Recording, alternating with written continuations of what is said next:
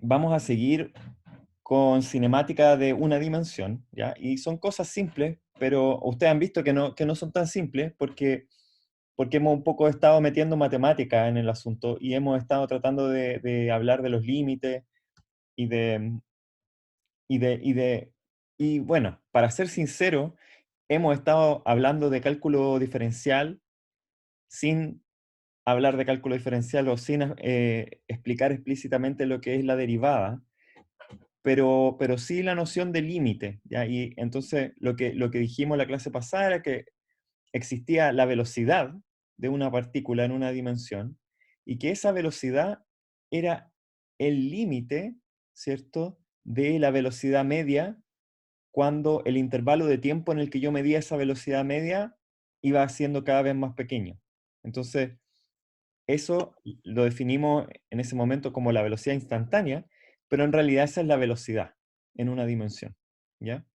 Y de manera completamente análoga, cuando uno tiene aceleración, cuando uno tiene cambio en la velocidad, o cuando uno no tiene cambio en la velocidad también, si uno define el cambio de la velocidad en un intervalo de tiempo y va haciendo ese intervalo de tiempo cada vez más pequeño, entonces a eso le llamamos aceleración instantánea, y podría ser cero, por ejemplo, en un movimiento uniforme, o podría ser constante en un movimiento uniformemente acelerado, o podría incluso ser variable, ¿cierto? Dependiendo de la forma de mi movimiento. Y todavía todo es muy matemático porque estamos viendo como movimientos definidos por ciertas funciones, etcétera, ¿ya? Entonces, eh, por ahora todo pareciera que es muy matemático y habíamos quedado así como en una pizarra de este tipo la semana pasada. Eh, entonces, lo que hoy día me gustaría tratar es el problema inverso, ¿ya? El problema inverso nosotros estábamos viendo este problema, déjenme afinar el pulso por ahora. Nosotros estábamos viendo el problema,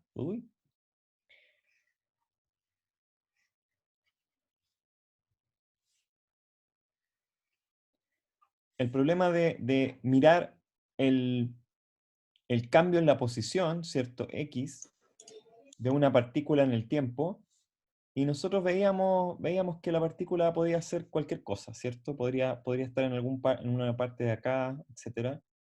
Y lo que dijimos era que la velocidad instantánea era esa, esa diferencia de velocidad, ¿cierto? O de posición delta x sobre un cierto tiempo delta t, delta x sobre un cierto tiempo delta t, ¿cierto? Haciendo que la velocidad Profe, está... Profe, parece que no está compartiendo pantalla.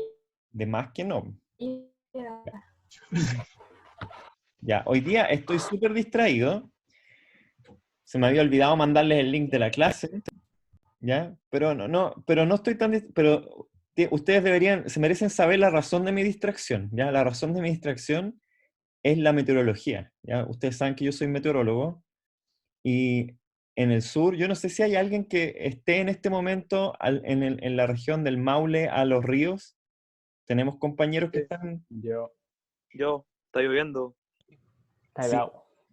Está ahí relámpago, creo. No, Sí, sí, sí, suena. tormenta eléctrica, sí. Está bien, vente, profe. Sí.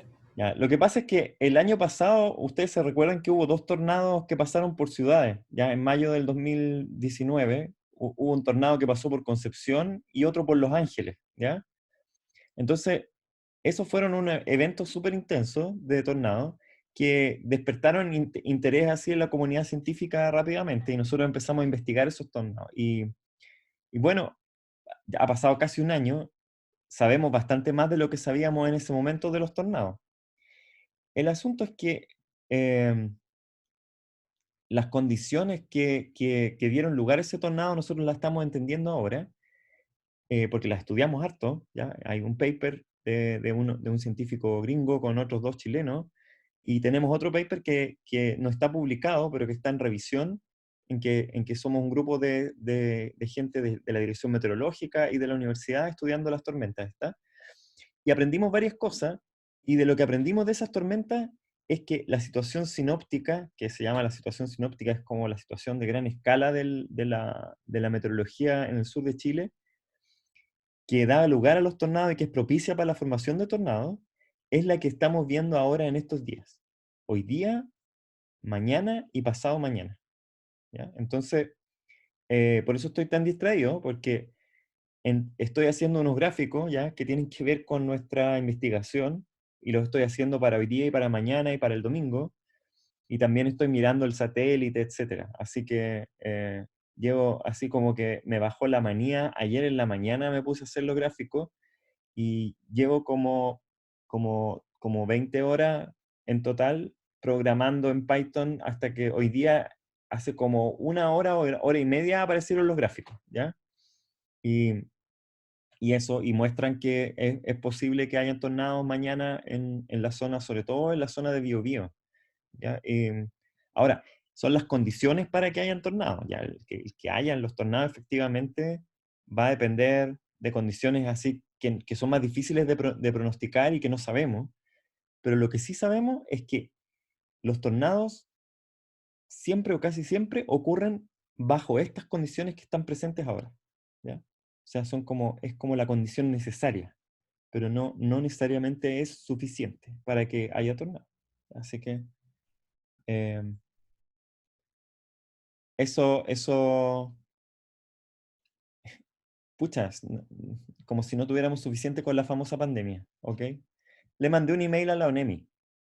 La dirección meteorológica se supone que es la que tiene que dar los pronósticos, pero la dirección meteorológica a veces no conoce toda la investigación, ya a pesar de que en distintas, o sea, a pesar de que tenemos colegas de la dirección meteorológica que están trabajando con nosotros en esto, la oficina que hace como los pronósticos y las alertas es otra oficina dentro de la dirección meteorológica, y ellos no tienen nada en su página salvo tormentas eléctricas y viento, ya, así que le avisé a la ONEMI, así que al menos la ONEMI sabe de que esto puede pasar, y eso. No sé qué más se puede hacer con una alerta en que ni siquiera dice ni dónde van a ser los tornados, ni cuándo van a ocurrir los tornados, ni nada. Así que, em, ya, pero ese era el motivo de mi distracción. Entonces, me van a tener que perdonar hoy día la distracción total. Ok, entonces, Profe, ahora sí que les estoy compartiendo la pantalla, ¿o no? sí. Profe, una duda así como del tema que estaba hablando. Ujú. ¿Se podría decir que como que desde ese tornado del año pasado podrían haber más tornados como en el futuro y que la zona se debería como preparar, así como en Estados Unidos que hacen como subterráneo, o sea, como búnkers o cosas así para poder sobrevivir a un tornado? Sí. Bueno, después de los tornados, yo no sé si ustedes se acuerdan, Piñera anunció que se iban a comprar radares meteorológicos, que son un instrumento que permite ver los tornados, eventualmente ver los tornados que se están formando, ¿ya? Y se iban a comprar 6 de esos radares. Hasta donde yo sé, los radares no se han comprado ni se han instalado, ¿ya? Y por lo tanto, no está lista esa red de prevención. Lo otro es que los tornados en Chile, curiosamente, no son tan raros, ¿ya? Después de que hubo los tornados del año pasado, nosotros nos pusimos a revisar como la historia, y la verdad es que el primer tornado es un tornado de 1570 aproximadamente, no me acuerdo exactamente la fecha, en Carelmapu. Carelmapu es una ciudad, un pueblo pequeño en la región de los lagos que está cerca de la costa, ya desde Puerto Montt hacia la costa. En Carelmapu había un fuerte, y el fuerte español fue destruido por un tornado, ¿ya? En 1500 y algo. Después uno tiene el folclore chilote, por ejemplo, hay una canción que se llama El Tornado, ¿ya? No te impacientes, cariño mío, porque pasó un tornado y derribó un puente. Entonces, los tornados igual están en la literatura, están en el folclore, ocurren sobre todo en la zona de Hualmapu, además ocurren en la zona mapuche, y los mapuches tenían mucha mitología en torno a cosas que giraban en el cielo, ¿ya? Tren Tren y Caicay Bilú, etc. que uno podría interpretar como también como parte de la mitología mapuche. No creo que vayamos a morir, ya no se trata de eso.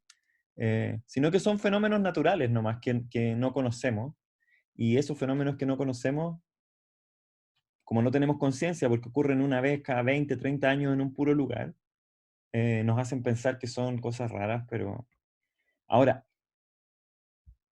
son desastres de los cuales en general no tenemos demasiado cómo prepararnos, ¿ya? Y la verdad es que no sé qué más decirles ahora en este rato, pero lo único que uno puede hacer como científico es tratar de entenderlo y tratar de avanzar el conocimiento en Chile al menos para que al menos la población sepa que van a ocurrir, ya, aun cuando no se puedan hacer muchas cosas. Ahora, la ONEMI tiene una plantilla de instrucciones en Internet, y esa plantilla dice qué cosa uno debe hacer en caso de un tornado, ¿ya? Pero, en fin, no salgan de su casa. Sí, es lo mismo que en la pandemia, más o menos. Ya, voy a borrar la pizarra. Profe, ¿me escucha? No puedo borrar lo que ustedes ponen. ¿Sí? Hola, profe. Tengo una duda, si es que lo que pasa es que al menos en mi ciudad yo soy de Los Ángeles Ya. y está lloviendo muy fuerte. ¿Qué pasa si se me corta la luz? ¿Qué hago con todas las tareas y cosas que tengo que hacer? Y hay Eh, mucho viento, ese es el tema también. Y en lo donde digo yo hay unos árboles que están muy cerca del cableado, entonces tengo miedo por eso. Pucha, no, tranquilo, Pedro. Ojalá que no pase un tornado, pero sí, pues está ruda la situación y va a estar hasta el domingo. Así que, en el caso mío al menos, si se te llega a cortar la luz, después me podés mandar un email y no hay problema. ¿Ok? En el caso de la tarea de nosotros al menos. Ya, muchas gracias, profe. Ya, ya chicos. Eh, Profe, yo no ¿era puedo... del Maule a los ríos o del Maule a Del los Maule, Ángeles? del Maule a los ríos, sí. Ah, ya, Perdón, del Maule a los lagos. a los lagos. Sí, sí, esto es... Igual entre un río y un lago no es la diferencia. No, No es claro, no mucho. hay mucha diferencia, pero sí, ahí esa es la zona. Y esa es la zona histórica de los tornados además. Ya, ahí siempre ocurren. Así que todos los que están registrados prácticamente, hay unas ciudades que se sacan el premiado. Hay una ciudad que se llama San Carlos, en el Ñuble, que ha tenido como 3 o 4 tornados en los últimos 20 años. Está al lado de Chillán. Y es una ciudad relativamente pequeña, entonces uno empieza a sospechar de que a lo mejor hay algo ahí en la configuración de los cerros que hace más posible esos tornados. Bueno, cosas que no sabemos de geofísica y de meteorología, que por eso nos gusta investigar, y por eso estoy tan distraído hoy día. Ya, sigamos con física, chicos. Eh, entonces, bueno, tenemos esta velocidad, ¿cierto? Instantánea. Y la pregunta es, ¿qué pasa si yo, en vez de darles el gráfico, por ejemplo, de la posición versus el tiempo, yo les digo que yo he visto una partícula, estoy viendo una partícula moverse en el tiempo, ¿cierto? Y lo que yo logro ver de esa partícula es la velocidad de la partícula en el tiempo, ¿sí? Por ejemplo, y que su velocidad es de esta forma, ¿ya? Donde, por ejemplo, esa velocidad de ahí es una cierta velocidad v0, y aquí podríamos poner un tiempo inicial y un tiempo final.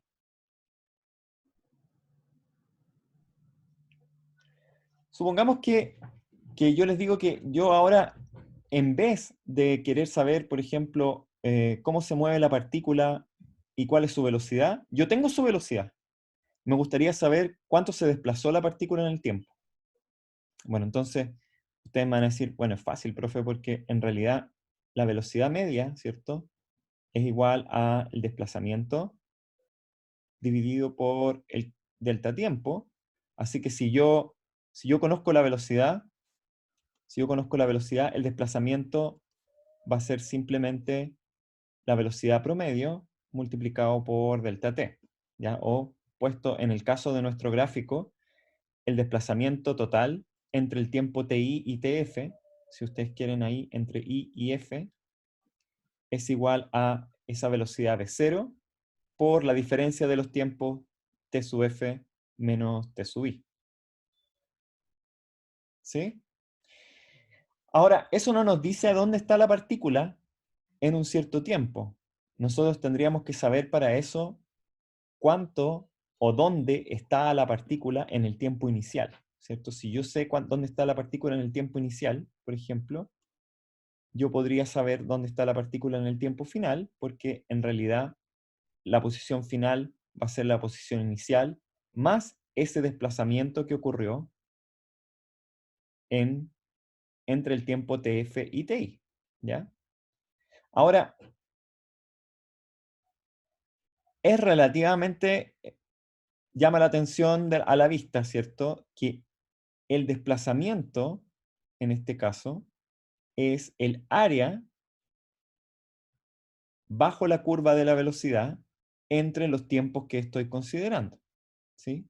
Porque en realidad, fíjense que como la velocidad es constante en este intervalo de tiempo, entonces el área bajo la curva de esta curva de velocidad es simplemente la velocidad multiplicada por la diferencia de tiempo, Profe, ¿sí? para confirmar nomás, el camino inverso es sacar el desplazamiento a través de la velocidad. Sí, es tratar de ver dónde está la partícula si yo conozco la velocidad de la partícula, ¿sí? Ya, Ah, gracias. eso. Y bueno, acá se ve un poco más difícil si es que yo me pongo por aquí, por ejemplo, y me pongo en ese punto de acá, que podría ser, llamémoslo, no sé, T1. Si yo me pongo ahí en T1 la velocidad va a ser instantáneamente, va a ser una cierta velocidad v1. Entonces, eh, supongamos que yo me muevo entre un tiempo T2, sorry que esté haciendo los números al revés acá, pero ustedes entienden que da lo mismo. Y en el tiempo T2 hay una velocidad v2. Supongamos que yo quiero saber cuánto se desplazó la partícula en ese intervalo. ¿Cómo calculo yo el desplazamiento de esa partícula en ese intervalo? Si la velocidad fuera constante, yo podría ocupar que el desplazamiento entre T1 y T2, por ejemplo, podría ser simplemente, déjenme escribirlo de nuevo. Ups. El desplazamiento entre T1 y T2 podría ser simplemente, por ejemplo, podría ser V1 dividido por T2 menos T1, ¿ya? Pero V1 dividido por T2 menos T1 en realidad va a sobreestimar el desplazamiento. ¿Por qué va a sobreestimar el desplazamiento? Porque en V2 la velocidad es más pequeña, ¿no? Exacto, la velocidad es más pequeña, entonces como que yo le voy a estar dando más peso a la velocidad V1 que a la velocidad V2, cuando en realidad la velocidad va a estar entre esos dos valores en ese intervalo. Entonces, ya, ok, bueno. Entonces hagamos otra cosa, elijamos la velocidad promedio del intervalo como la velocidad que corresponde con ese intervalo, ¿ya? Entonces ahí uno podría decir, bueno, entonces ese va a ser el desplazamiento. Voy a hacerlo con otro color porque ya está quedando súper enredado. Otra posibilidad entonces sería que el desplazamiento fuera ocupando la velocidad promedio del intervalo, que no es ni v1 ni v2, ¿cierto?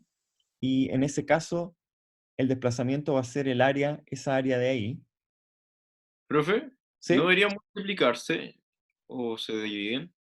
No, no, La- se multiplica. Ah, ¿Sí? HCV 1 sobre T2 menos T1.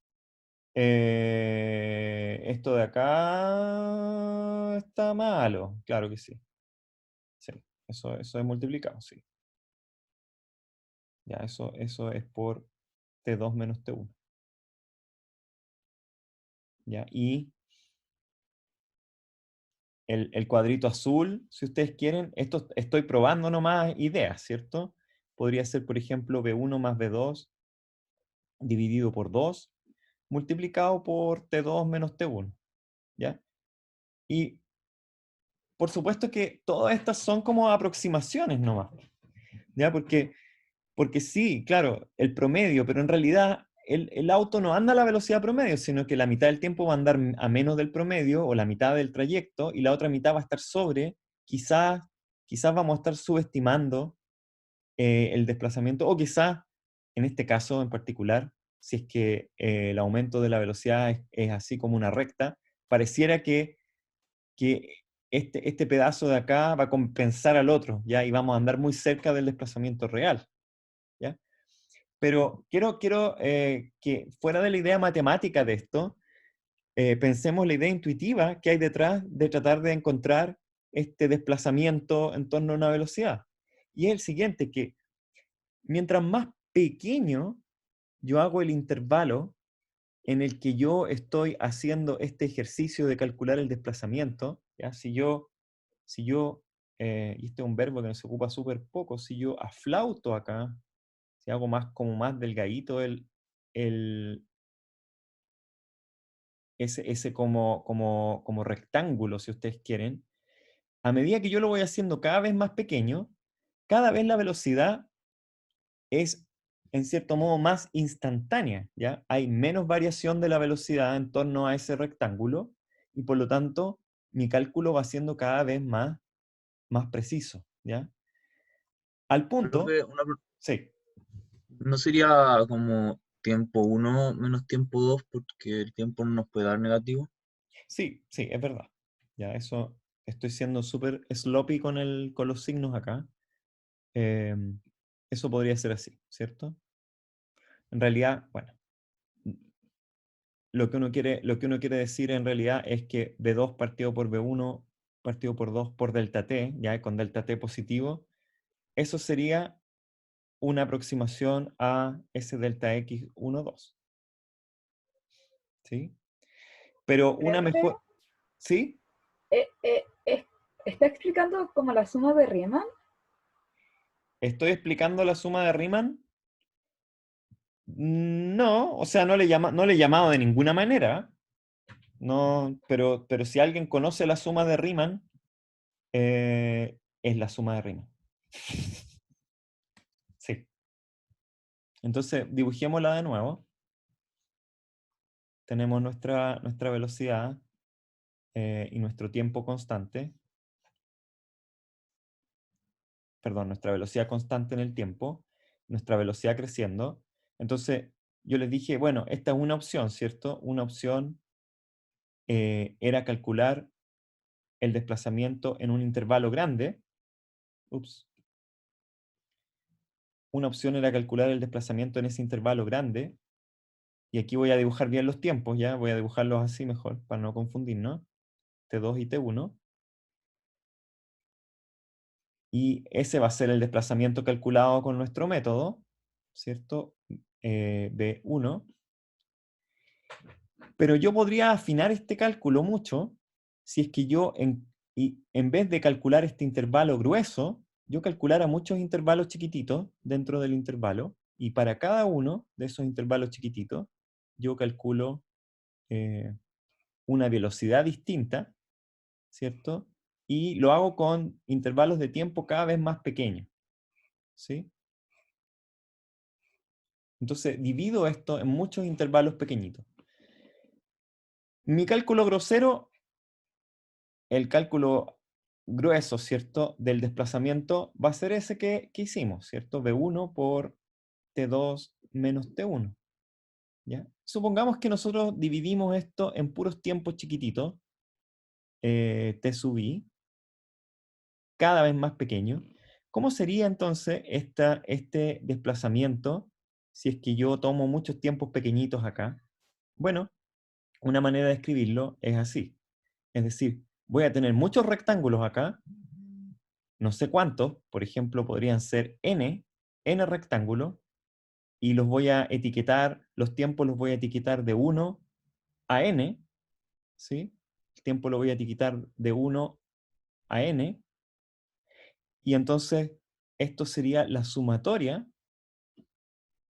de las velocidades en cada uno de esos tiempos sub i, que no sé cuáles son, multiplicado por los delta t o por el delta t que yo elija, que podría ser constante, ¿ya? Supongamos que son n, que yo tengo n divisiones, o tengo 1 a n divisiones, ¿ya? Si yo tengo un intervalo de tiempo definido como t2 menos t1, por ejemplo así, y a eso le llamo delta t.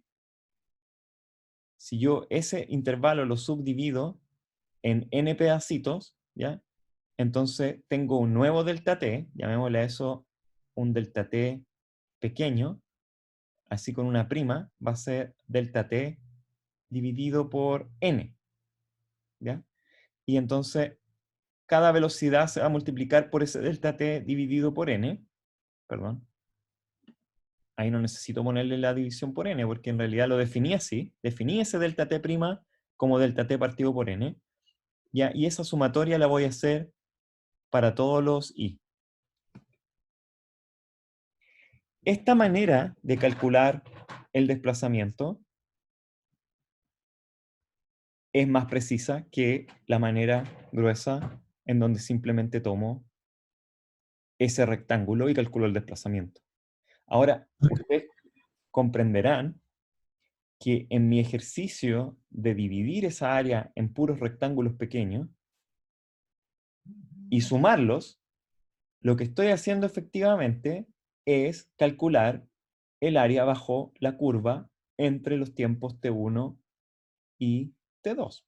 Estoy tratando de estimar, de hecho, de la mejor manera posible esta área bajo la curva, porque en realidad esta área bajo la curva es el desplazamiento de mi partícula entre los tiempos t1 y t2.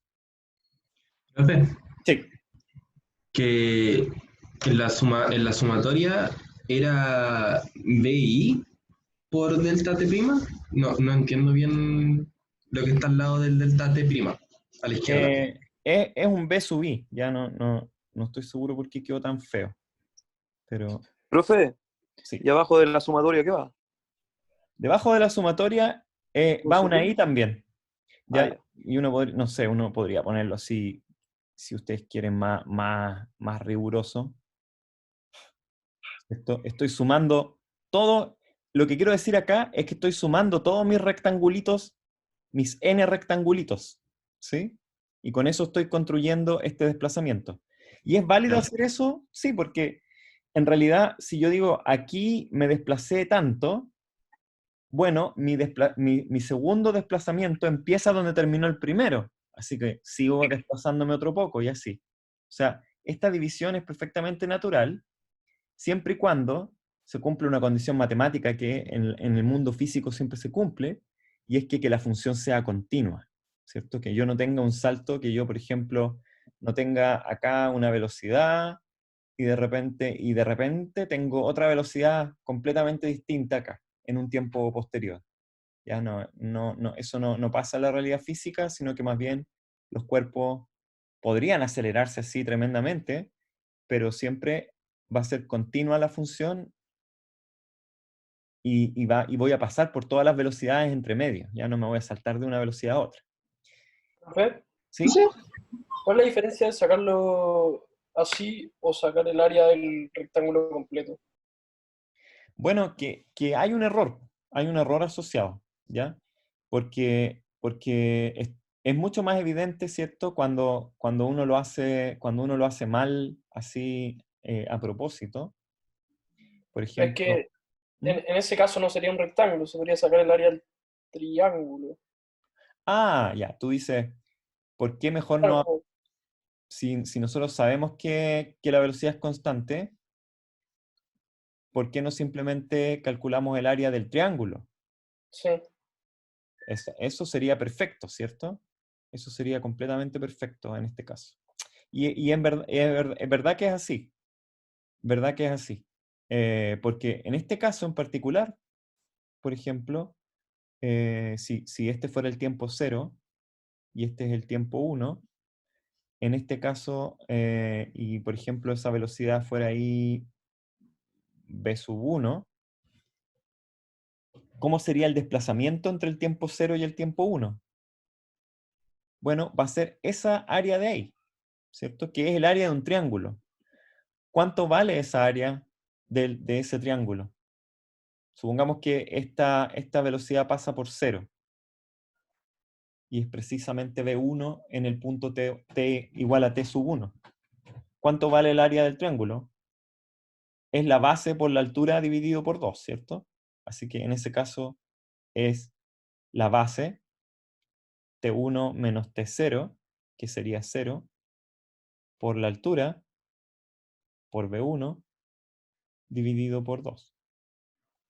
Así que ese sería el desplazamiento de manera exacta. Pero en la realidad, ¿cierto? Esta es una situación bien idealizada. Yo podría tener cualquier función. Mis ejes no están muy derechitos hoy día, ¿ya? Quizás debiera siempre ocupar esa herramienta de la regla.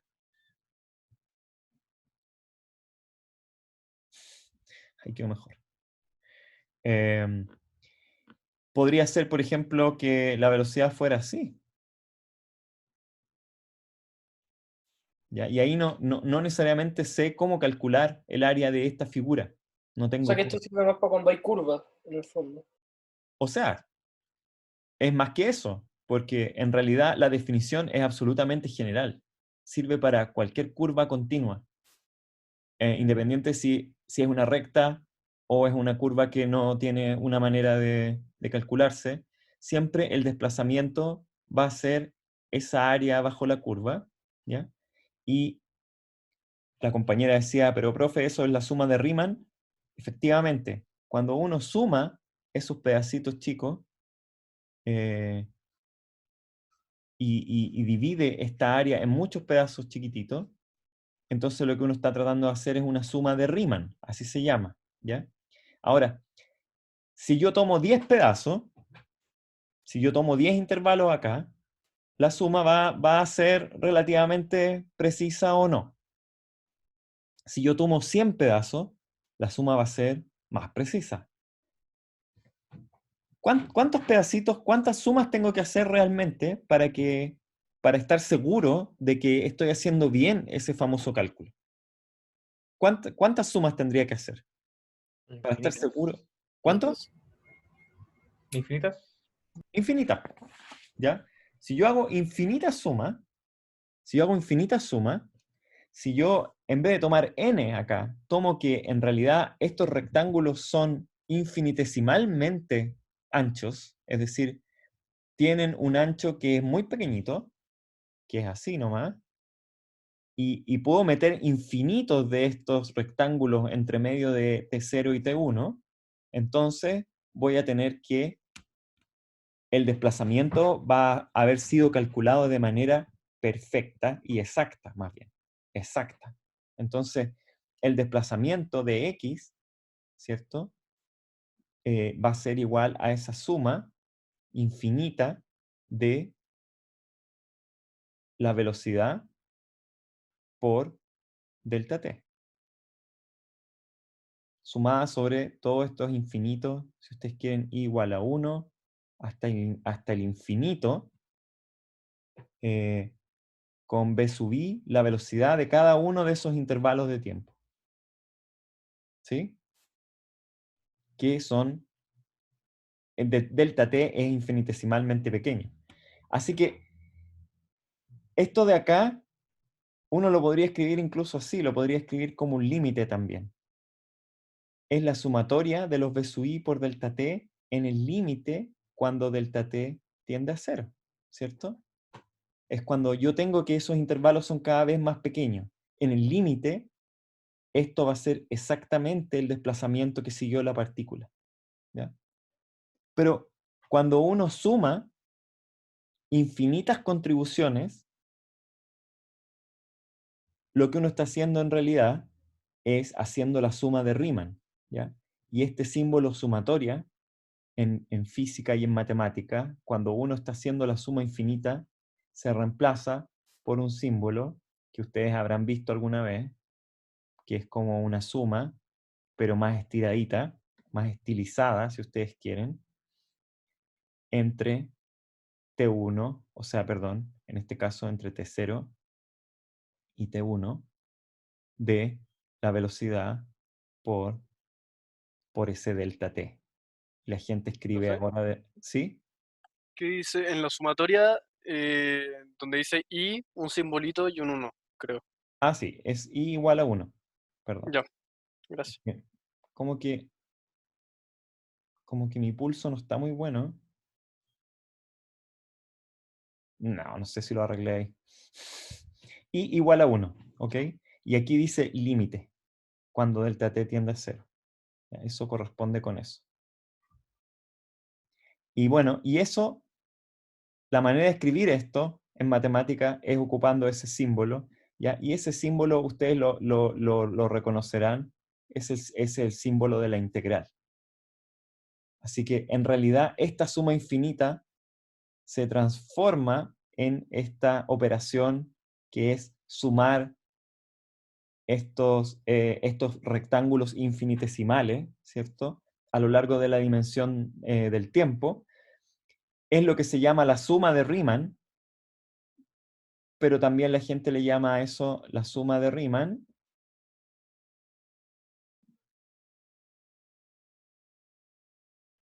También la gente le llama a eso la integral de Riemann.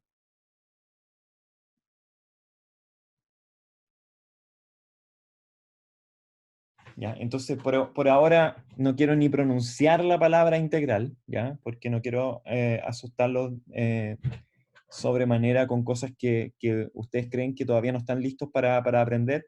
Yo creo que sí, la verdad que sí lo pueden aprender. Pero por ahora, si ustedes quieren ser ingenuos respecto de las integrales, lo pueden hacer, ¿ya? Yo no les voy a exigir que ustedes sepan que esto es una integral necesariamente. A nosotros nos basta en el curso con que ustedes entiendan conceptualmente lo que significa esta sumatoria, ¿ya? Esta sumatoria es recuperar los desplazamientos, ¿cierto? Infinitesimales y sumar esos desplazamientos infinitesimales a lo largo de la curva. ¿Ok? Entonces, Profe, ¿sí? que no entiendo es la velocidad por el desplazamiento por el tiempo, ¿cierto? ¿O no? No. El desplazamiento es la velocidad por el tiempo, ¿sí?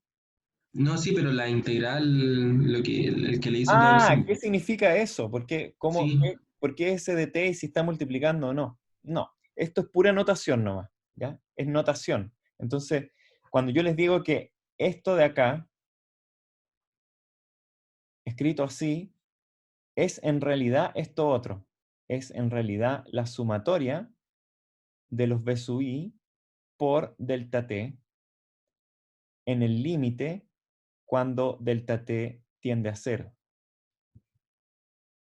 Pero esto de acá es todo notación. No es que la b esté multiplicando a s de t, no es que dt signifique algo, o no es que dt signifique realmente un intervalo. Lo que significa esto. Es que estoy sumando esta función de manera infinitesimal en intervalos a lo largo del tiempo, y que esta función es en general una función de esa variable. Entonces, uno puede ser más explícito todavía y escribir esto de esta forma. ¿Sí? Y siempre fijándose en que esto debería tener límites, no son cualquier tiempo, ¿cierto? Mi desplazamiento entre T1 y T2 va a ser esa suma entre T1 y T2 de la velocidad respecto de delta t. ¿Ya? Esta notación es la notación de cálculo integral. ¿Ya? Esta notación es una notación más amigable por ahora, ya que involucra solamente límites. Entonces,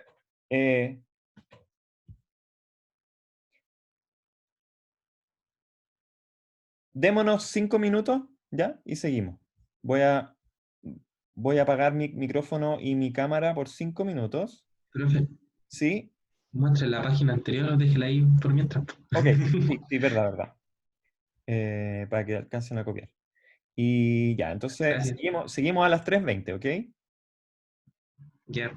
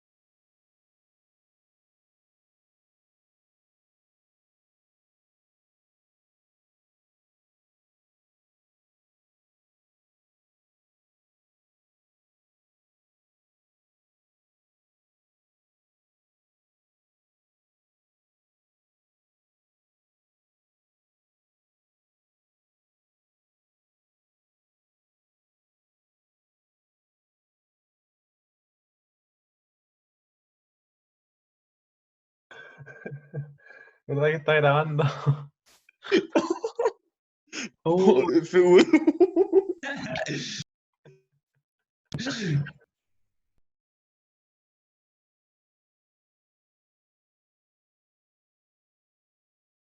Fue Mauricio Derías el que está rayando. Ya, pero ve, onda que se raya o solo lo vemos en nuestra pantalla. No entiendo cómo funciona esto. Creo que él sí. Para de rayar la pantalla. Ok, chicos, he vuelto. Denle al clear nomás. No sé de dónde salieron tantas cosas, pero traten de borrar eso por fin.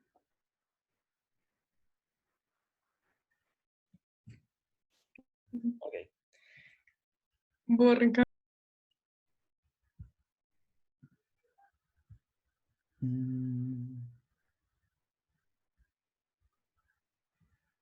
Ya, me van a hacer a mí, me van a hacer que tenga que borrar yo. Ok, están borrando todo. Ya. Estoy casi seguro que...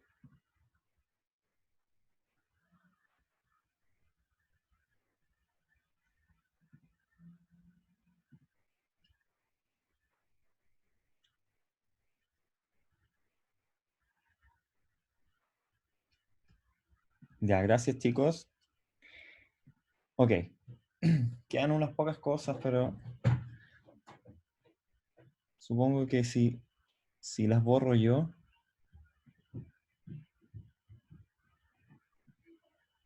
Ok. Entonces,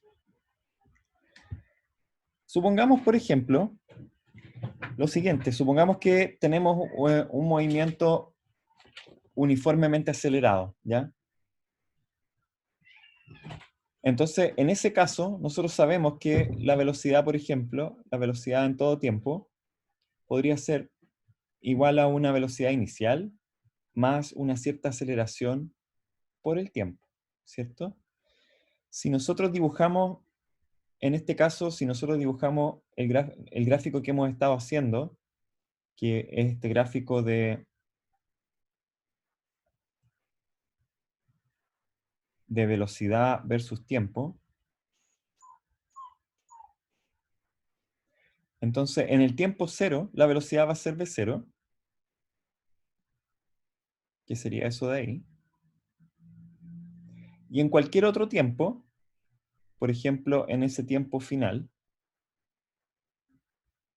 la velocidad va a ser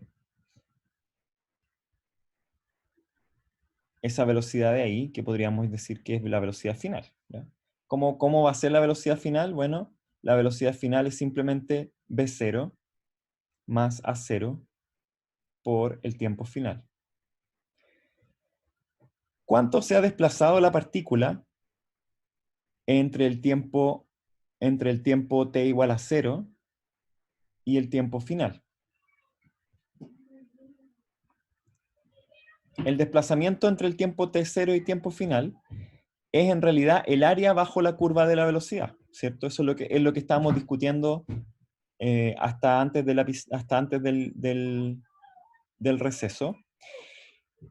Podríamos calcular esa área de alguna forma como la suma de un rectángulo con un triángulo, ¿sí? Entonces, en ese caso sería que el desplazamiento total, delta x, es igual a el área de ese primer rectángulo, que sería b0 por t sub f. ¿Estamos de acuerdo o no? Más el área de este triángulo.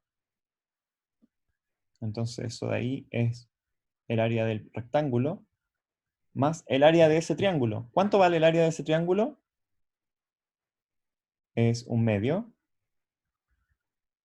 de TF, TF, F por BF menos B0. BF menos B0. ¿Sí? Eso sería el área 2.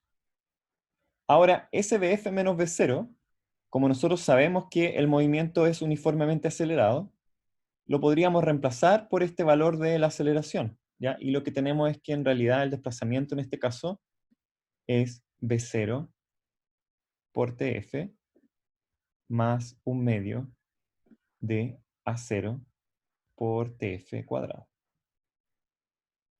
¿Sí? ¿Qué TF cuadrado? Porque tenemos un TF de acá y apareció otro TF de reemplazar BF menos B0 por A0 por TF. ¿Sí? Ya, sí.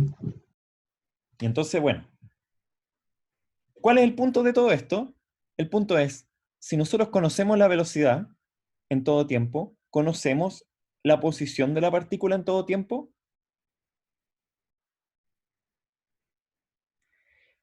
Hasta la clase pasada, no. Y entonces, ¿pero cuál es la salvedad, Carlos, respecto de eso? Solo sabemos el desplazamiento, o sea, cuánto varió la posición.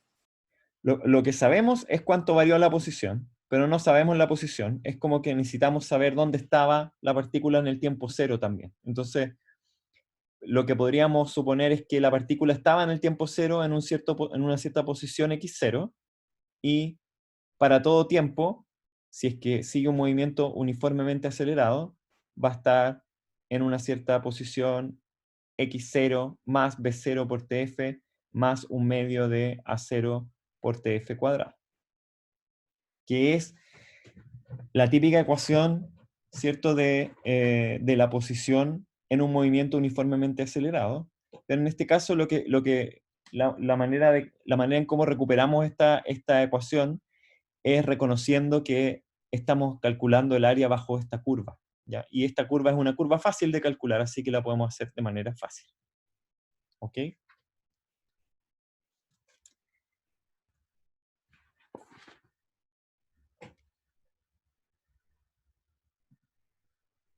Bueno, así como el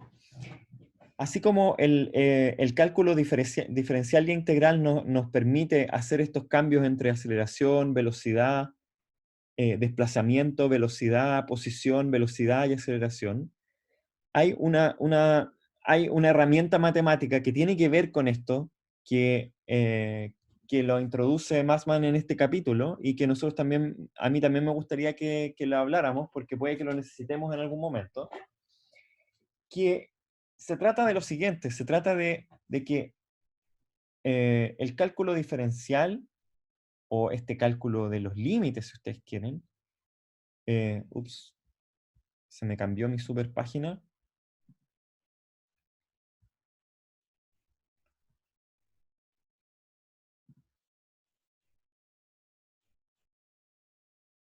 Paciencia mientras recupero el bit paper, ¿ya? Ahí sí. ¿Están viendo mi pantalla o no? Sí. Ok. Sí. Ya. Entonces, tiene que ver con lo siguiente. Supongamos que uno tiene una función, y esta función es la posición, ¿ya? Y uno tiene, no sé, tiene esa forma de él, ¿sí? Nosotros sabemos que la pendiente de esta curva instantáneamente, ¿cierto? Esa pendiente de ahí localmente es la velocidad de la partícula, ¿cierto? Eso es lo que hemos estado discutiendo últimamente. En particular, nosotros sabemos que la velocidad podría ser cero en alguna parte de este gráfico, ¿cierto? Si esto es el tiempo y esa es la posición. Y en particular nosotros vemos que va a ser cero, por ejemplo, va a ser cero aquí, va a ser cero también acá, va a ser cero acá, y va a ser cero acá, ¿ya? Ahora bien, nosotros habíamos dicho que la velocidad instantánea era el límite, ¿cierto?, de esta función posición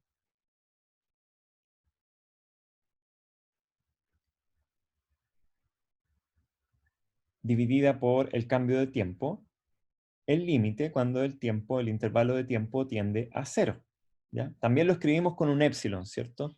Delta t igual a épsilon de la clase pasada, ¿ya? La gente tiende a ocupar mucho más delta t que épsilon, pero en el libro de Massman, en los apuntes de Massman, aparece esto como un épsilon, ¿ya? Pero es lo mismo. Entonces, lo que nosotros sabemos es que este límite de acá nos permite calcular esta pendiente instantánea. Pero entonces, si nosotros podemos calcular esta pendiente instantánea para todo tiempo, resulta que cuando esta pendiente instantánea es cero, significa que estamos en algún óptimo de la función, ¿ya? Y por óptimo de la función, óptimo, nos referimos a que podría ser un máximo o un mínimo de la función. Y esto, por supuesto, que tiene que ver con el hecho de que cuando la pendiente es 0, lo único que le queda a la función, si es que la función es continua, es o mantenerse constante o disminuir su valor, ¿cierto?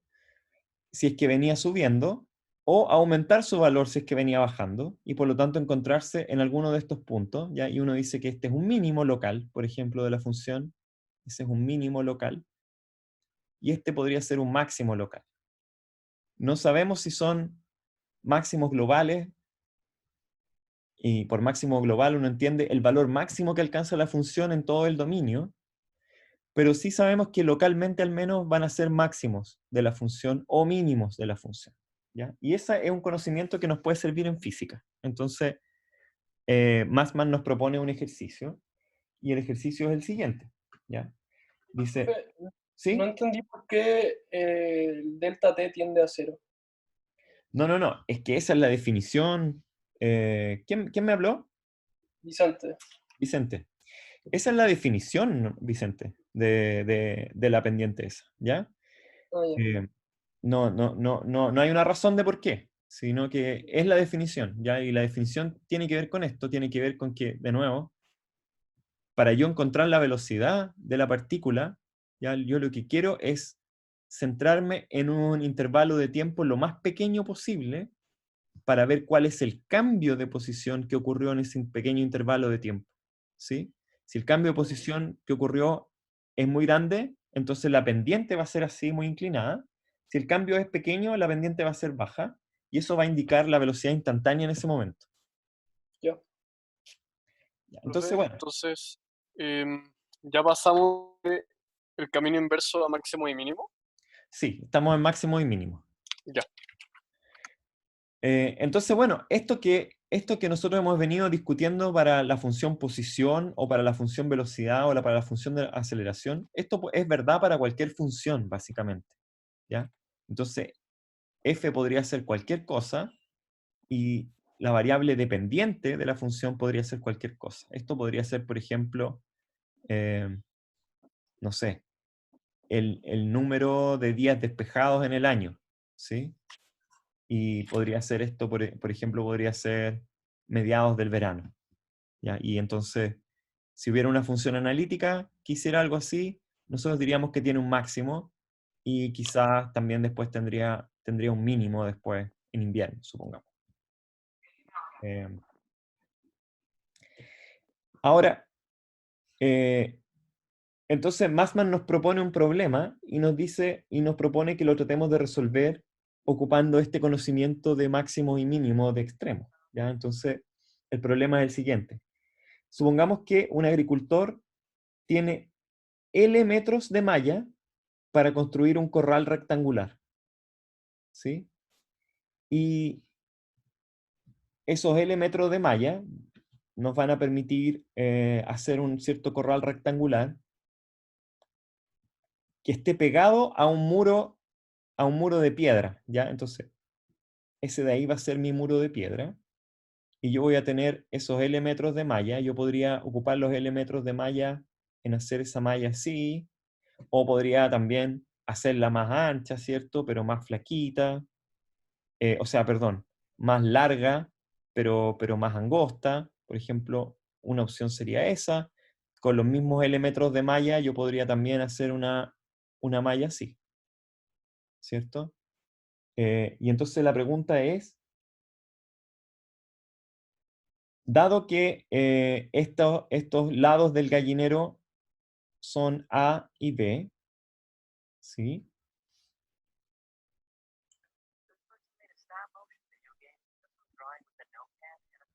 La pregunta es, ¿qué dimensiones tiene que tener el corral para que el área que está dentro del gallinero sea máxima?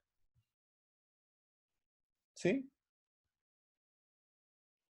Entonces, porque obviamente con L metros de malla, L metros lineales de malla, yo podría perfectamente hacer un corral muy tonto, que sería, por ejemplo, un corral así, que fuera L medio y L medio y que tuviera 0 área.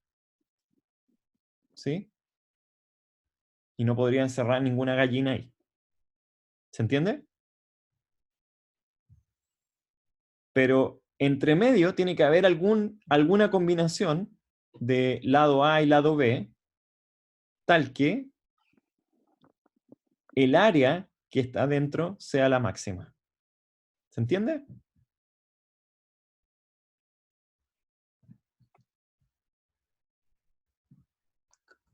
Entonces, ¿cómo resolveríamos ese problema? Quiero que cada uno lo piense, ¿ya? Pero vámonos haciendo. Yo todavía no sé cómo hacerlo para que ustedes tengan salas individuales, pero para la próxima clase les prometo que los voy a dividir en grupos durante la clase para hacer problemas, ¿ya?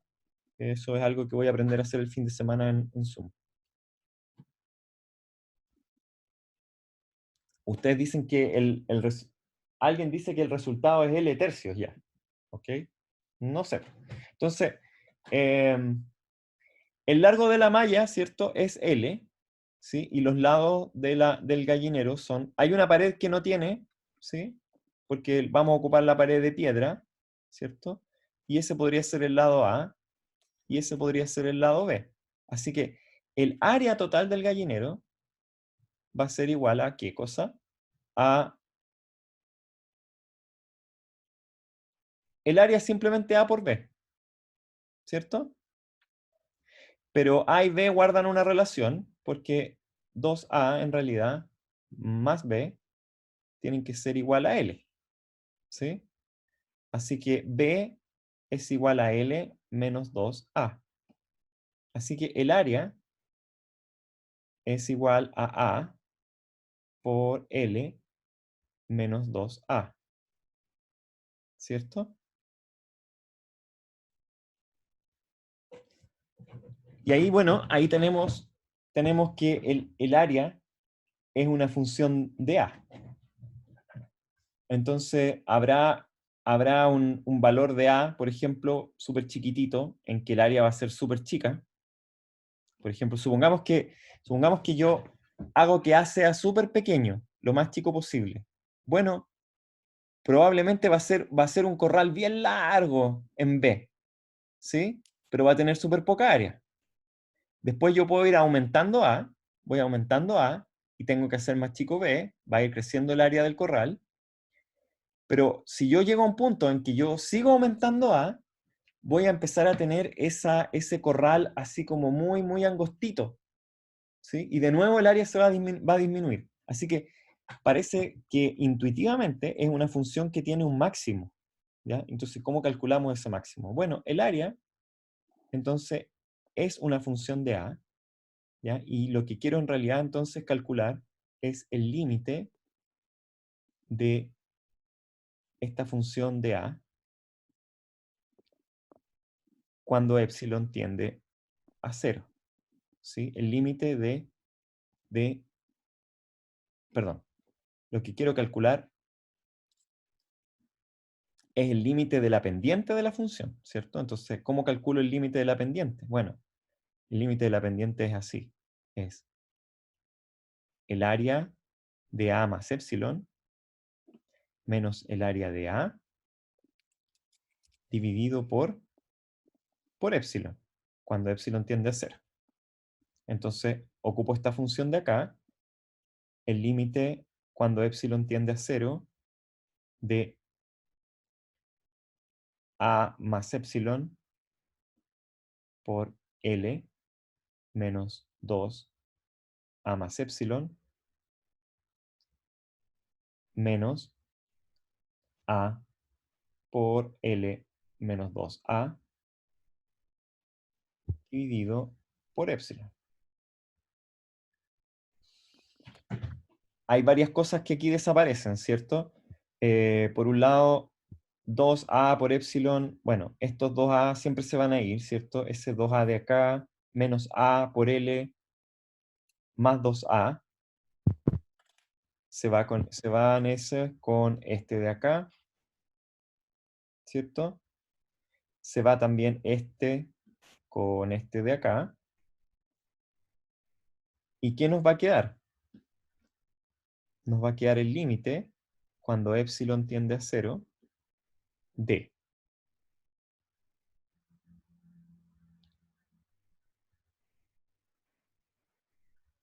A por L más epsilon por L menos 2a cuadrado menos 2a por epsilon menos 2 epsilon cuadrado menos a por L más 2a cuadrado, ¿ya? No era buena idea echarme estas cosas antes porque si no, no íbamos a ver cómo era la expresión.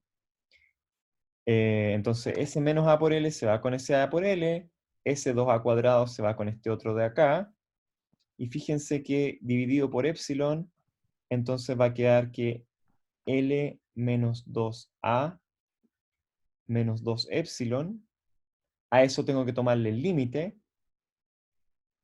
y el límite se va a 0, por lo tanto, la solución es que cuando a sea igual a L medios, entonces se optimiza la función del área. Yo creo que me equivoqué.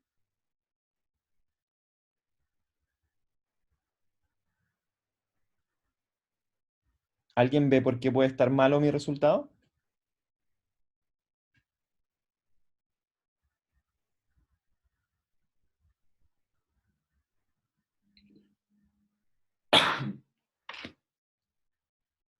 Profe, ¿Sí?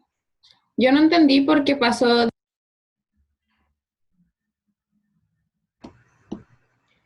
De nuevo, Martina, de nuevo, que no te escuché lo último. Que no entendí por qué pasó de L-2A a L medios. Ah, porque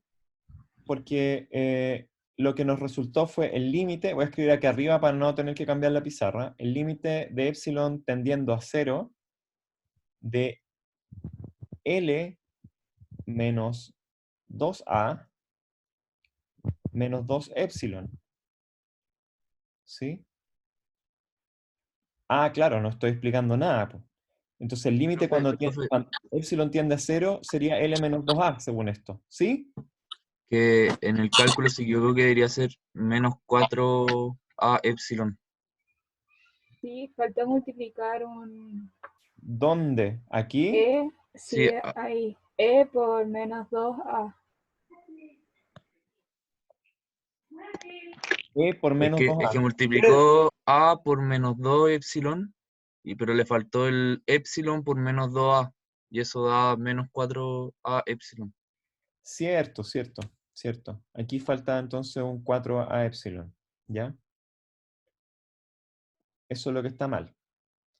Y Profe, entonces, una consulta. sí. Es que me tuve que salir en delante y no sé lo que es L. ¿Qué es? No, L es el largo total de la malla, ¿ya? Eso es la condición que tiene que cumplir el largo total, que son esos tres pedazos, tiene que sumar L. Ah, ya, gracias. ¿Ya? Entonces, no estoy siendo muy pedagógico hoy día, ¿ya? Y de nuevo creo que es la distracción tornádica, ¿ya? Lo que sucede aquí es que tengo este límite, ¿cierto? Yo calculo el límite cuando epsilon tiende a 0. Ese límite es L menos 4A. Ahora, la pregunta es, ese es el valor de la pendiente de la función cuando la función tiene un óptimo, ¿sí? Que en este caso yo les argumenté que ese óptimo tenía que ser un máximo. Tenía que ser un máximo por intuición, si ustedes quieren, pero convénzanse de que hay un máximo, porque cuando uno parte con un A muy pequeño, si uno parte con un A muy pequeño, el área es 0. Si uno parte con un A muy grande, el área también es 0. Entonces, entre medio está el óptimo y solo puede ser un máximo, no puede ser un mínimo, porque el área es 0 en un extremo y es 0 en el otro. Así que necesariamente tiene que ser, si es que hay un solo extremo, si hay un solo valor extremo de la función, es necesariamente un máximo, ¿ya? Y entonces ese máximo se satisface cuando este límite es 0. Cuando este valor sea 0, vamos a estar en ese máximo. Y ese valor se hace 0 justamente cuando A es igual a un cuarto del largo. Entonces, la malla, la forma de la malla que optimiza el área es que uno de los lados sea L cuartos este otro sea L medio, y este otro sea L cuarto. ¿Ya? Esa forma de la malla, de poner la malla que en total tiene un largo L, es la forma que maximiza el corral de las gallinas acá adentro. ¿Sí?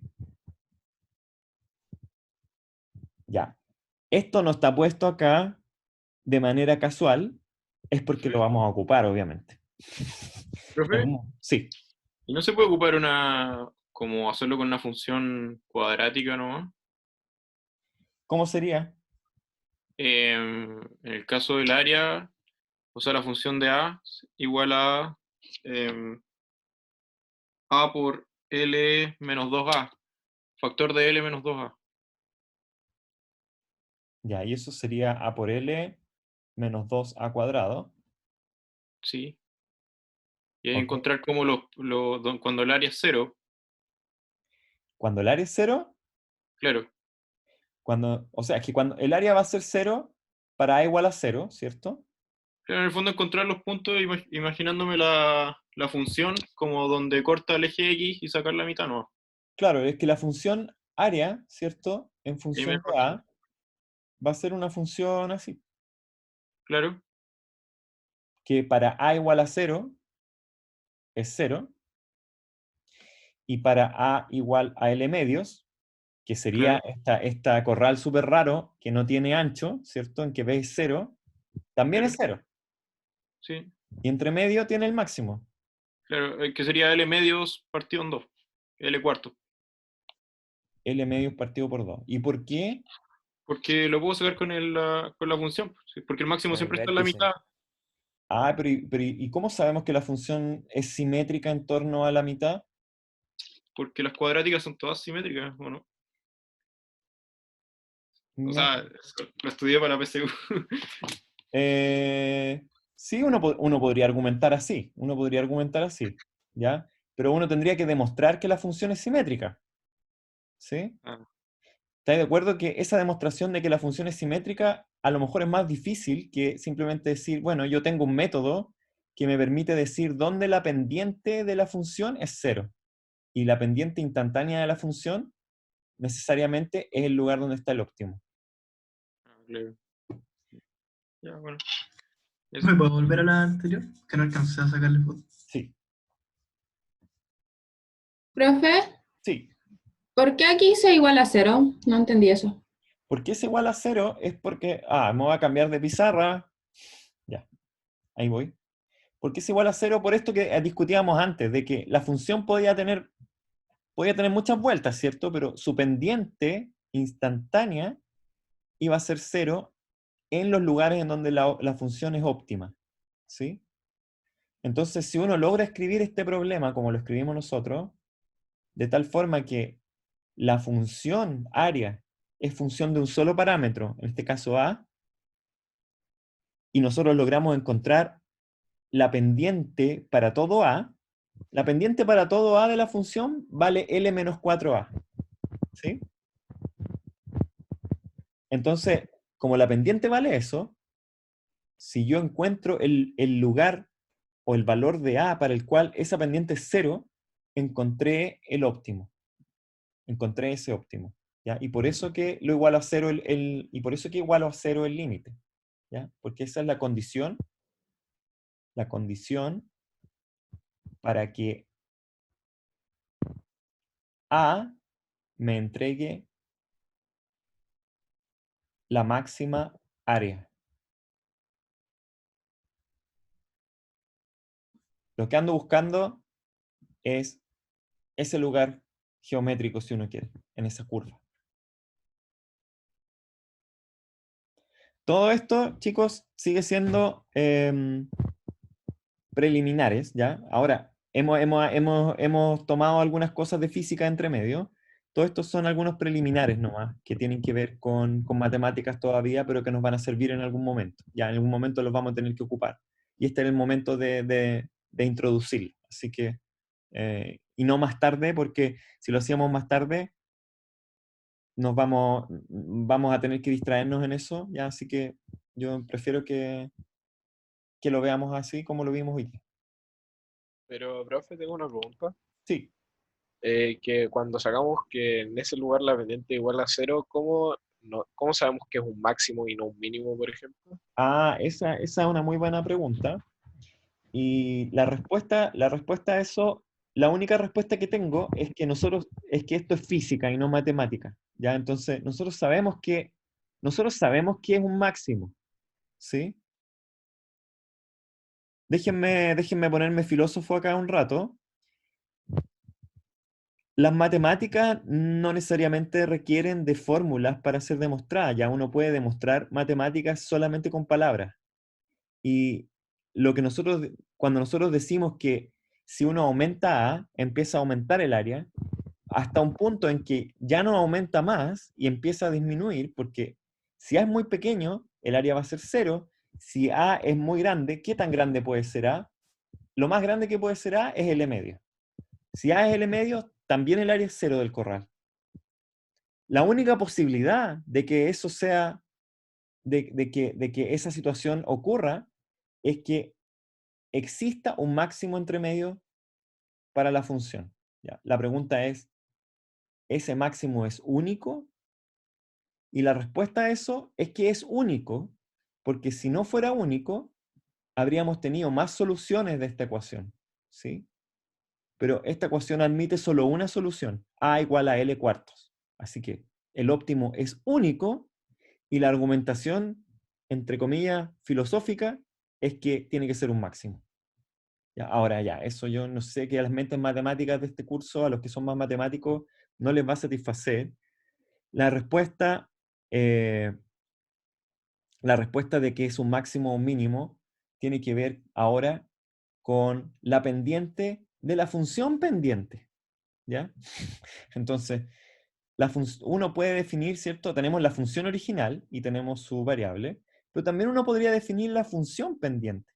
¿Ya? Y por ejemplo, la función pendiente, en este caso, llamémosle P de A nomás, porque no tiene ningún significado físico. La pendiente aquí es súper positiva, ¿cierto? Parte siendo súper positiva, pasa por un 0 y después termina siendo súper negativa. Así luce la función pendiente, ¿cierto? Bueno, la función pendiente tiene una pendiente ahora. ¿Sí? ¿Cómo sabe uno que esto es un máximo? Bueno, porque cuando uno tiene un máximo, la pendiente de la función pendiente es negativa. ¿Se fijan? Si yo me pongo acá en el punto en donde la función pendiente o sea, donde la pendiente es 0, la función pendiente tiene una pendiente a su vez negativa. ¿Ya? ¿Podría tener pendiente positiva? Sí, si fuera así, por ejemplo. Si fuera así, la función pendiente sería al revés. Acá tendría un mínimo y el valor de la función pendiente sería positivo. Entonces, ¿cómo saber si es un máximo o un mínimo? Hay que mirar ahora la función pendiente de la pendiente. Los matemáticos le llaman a eso la segunda derivada. Entonces, el signo de la segunda derivada, en este caso, o de la pendiente, indica si es un máximo o un mínimo. ¿Cómo calcularíamos la pendiente de la pendiente? Tenemos A de A acá. Dijimos que A de A era esto que está acá, ¿cierto? Tendríamos que primero calcular P de A. Pero P de A ya lo calculamos, ¿cierto? Lo calculamos antes. P de A es L menos 4A. ¿Cuánto vale? Perdón. A de A, no, P de A, ¿cuánto vale la pendiente de P de A? ¿Cuánto vale la pendiente de P de A? Hay que calcular el límite. El límite nos va a dar un número negativo, ¿ya? Y ese número negativo evaluado en este punto nos va a decir que esto es un máximo. ¿Ya? Yo prefiero no argumentar así. Olvídense de lo que he dicho. Olvídense de esto que he dicho acá. Prefiero que argumentemos argumento filosófico mejor. ¿Ok? Por ahora.